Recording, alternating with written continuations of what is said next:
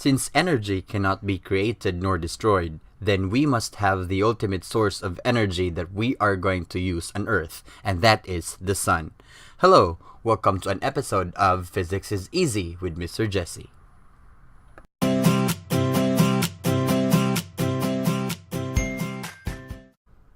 In this lesson, we are going to discuss the equations needed to solve problems on energy, power, and efficiency.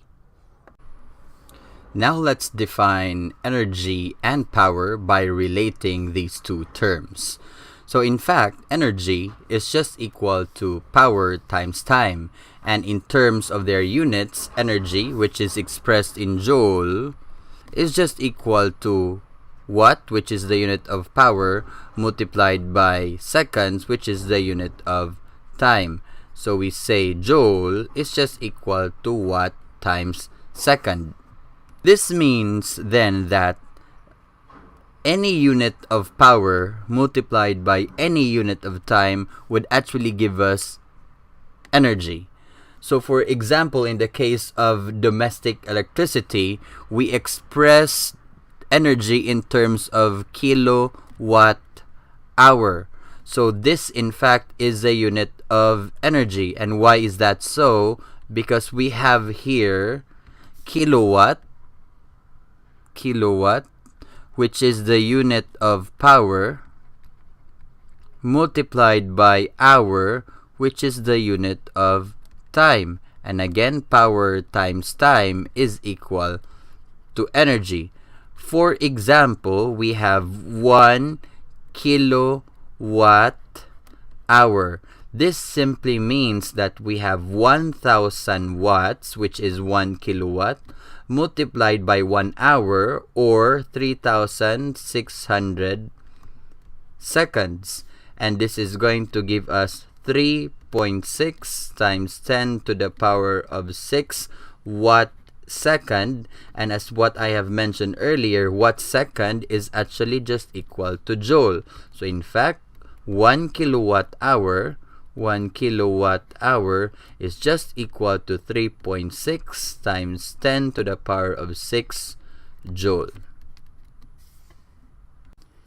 The next relevant terms that we are going to define are specific energy and energy density.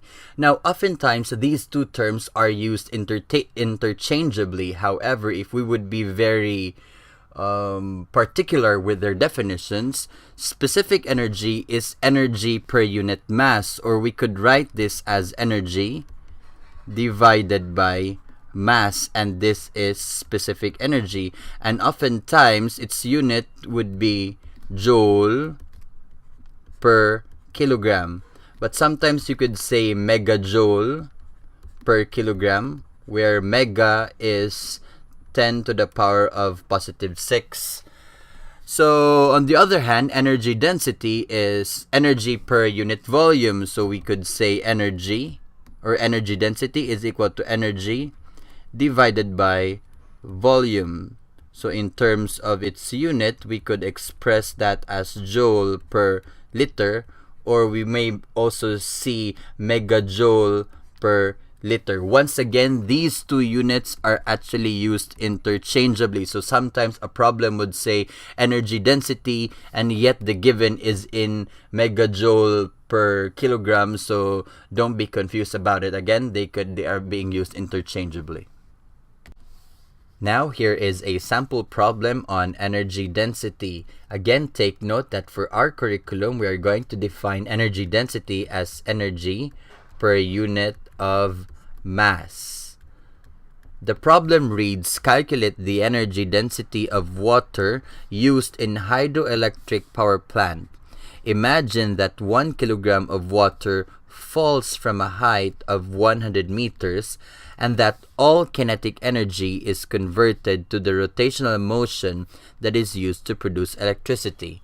Now, how does hydroelectric power plant produce electricity? So basically, water from a certain height falls towards the ground. So we have at this point, water possesses gravitational potential energy because it has mass and it is elevated at a certain height. As water falls, this gravitational potential energy is converted into kinetic energy. And this kinetic energy of the water is going to make the turbines rotate. And therefore, when turbines rotate now, that's when we're able to produce electricity because these turbines are connected to the generator. Now let's go back to the problem.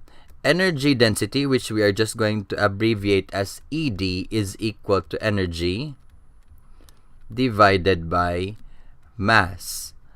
Now, since it says that all of the kinetic energy is converted to rotational motion, therefore, our kinetic energy here is actually the same in terms of its magnitude or value, is the same as the gravitational potential energy.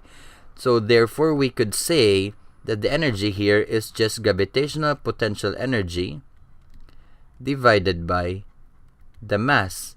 Again, it is because this kinetic energy comes from gravitational potential energy that has been converted as water at the height of 1 meter or 100 meters falls towards the ground. And remember as well that when we say gravitational potential energy, GPE, it's just equal to mass times acceleration due to gravity times height, or mgh, divided by the mass of the object. Then let's substitute our values. We have the mass of water is 1 kilogram multiplied by acceleration due to gravity, which is 9.8 meter per second square, multiplied by the height, which is 100 meters, divided by the mass, which is 1 kilogram. Then this would give us that the energy density is equal to 980 joules per kilogram. And that answers our sample problem. The next term that we're going to look into is efficiency. Now, essentially, efficiency is just output over input times 100%. Now, the input can be work, it could be power, it could be energy. So we could also express efficiency then in this equation. We could say power output divided by power input times 100. It could also be energy output divided by energy input. So again, it should be output over input times 100, and that would give us efficiency. It could be efficiency of an energy source or efficiency of a machine. So depending on the parameters that we are going to put into our equation, then we will have different forms of efficiency. But remember, once again, it's output over input. Here is another sample problem combining the concepts of power, efficiency, and energy density.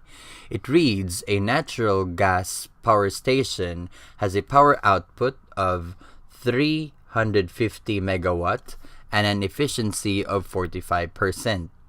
Calculate the mass of natural gas that is burned per second, given that the energy density of a natural gas is 58 megajoule per kilogram. So we are given the following.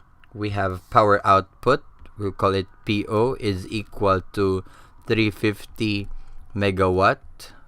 We are also given the efficiency of the power station, so efficiency is equal to 45%.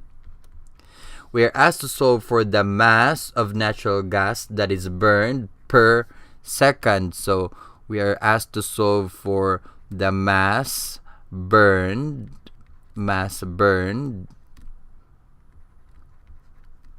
per second. This is what we need to solve for.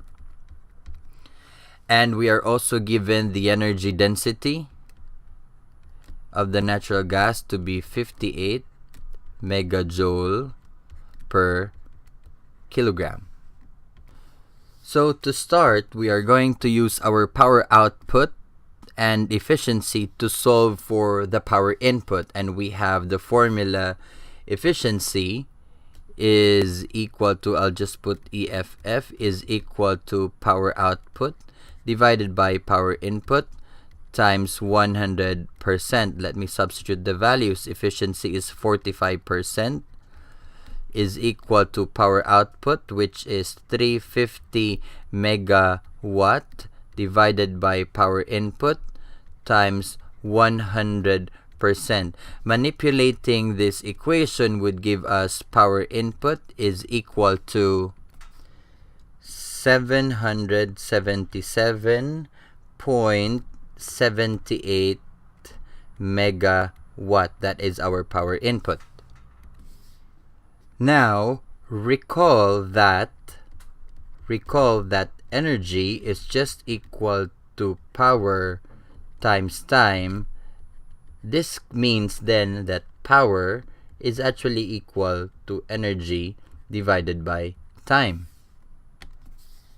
And speaking in terms of their units, this means that watt, which is the unit of power, is just equal to joule, which is the unit of energy, divided by the unit of time, which is second. So watt is equal to joule per second. So therefore, I could express this power input in terms of joule per second as our power input is equal to 777.78 megajoule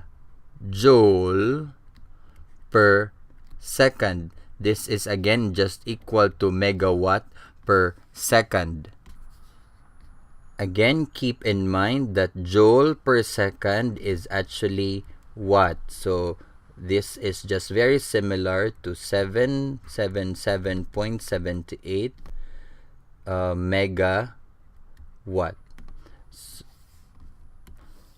Now I am going to utilize this power input and the energy density to solve for the mass burned per second.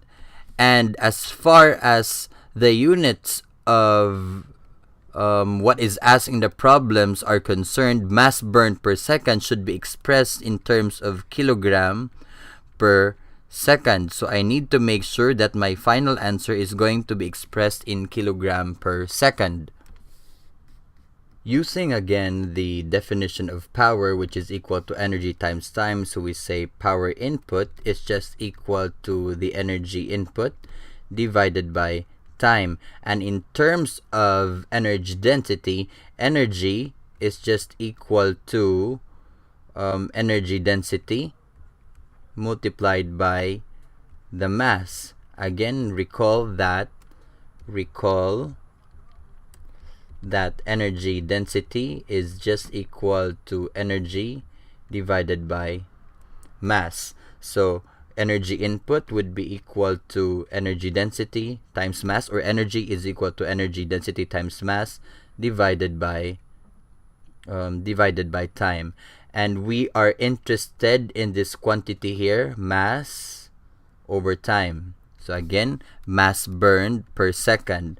So in fact, mass over time is just equal to power input divided by the energy density, and that's equal to mass divided by time. So now let us substitute our values. This means then that our power input, which is 78